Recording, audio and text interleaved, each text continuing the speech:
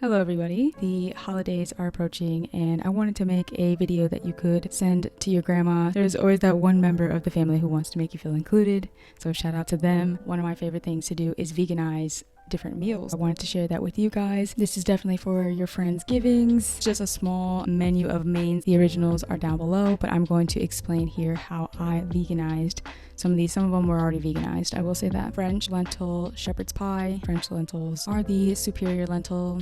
I just baked this, I think at $4.20. I found it nice to buy canned. That way it saved me money and it saved me time. Everything was like pre-chopped.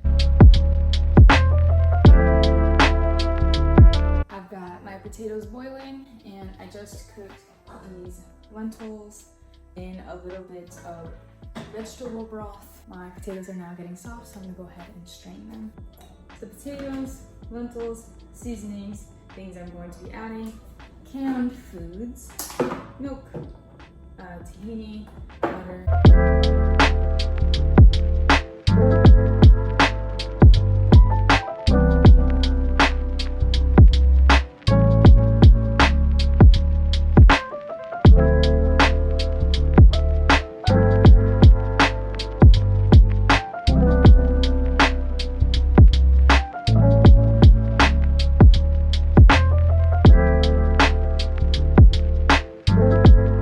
Chicken pot pie. I've been really into pumpu lately. It is so good on everything as a scramble, etc. I could go on. If you guys watched Chicken Run as a child, the pies just always look so delicious, but I was always so sad and so scared for those little chickens to the point where I did not want to watch that movie anymore. For this, I just used some more of the canned food that I had left over. I did make my own pie crust, which is just so much butter. I was not prepared for the amount of butter that you have to put in a pie crust.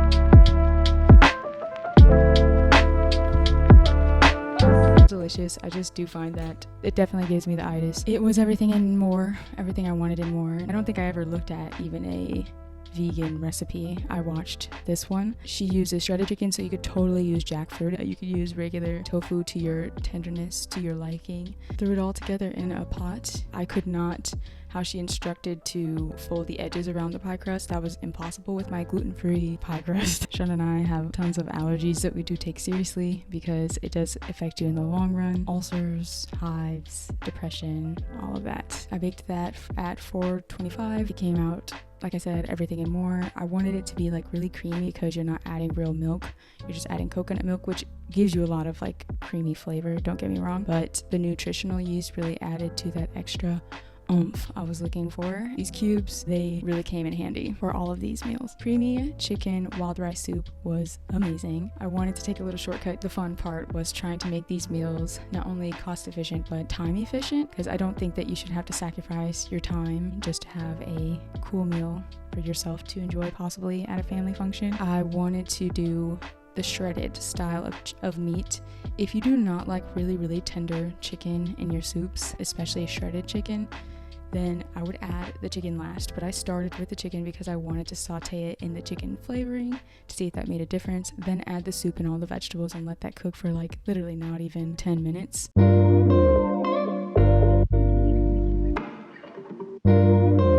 A pre-made box rice blend with wild rice. Came with its own herb packet, and I added a little bit of Italian seasoning as well. No chicken vegan broth. Really good. Also mirepoix. Mirepoix is such an easy way to have all your food pre-diced, and most places sell it. It's like a fresh thing. Whole Foods, it's usually by the salsas and stuff, and at Trader Joe's it's right there in their fresh aisle. Canned or frozen foods, buy fresh and freeze what you don't use, and you can chop it as soon as you get home and store it in like a baggie of some type of Tupperware.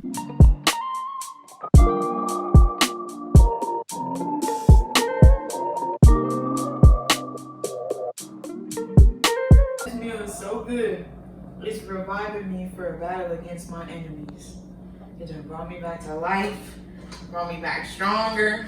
I'm finna.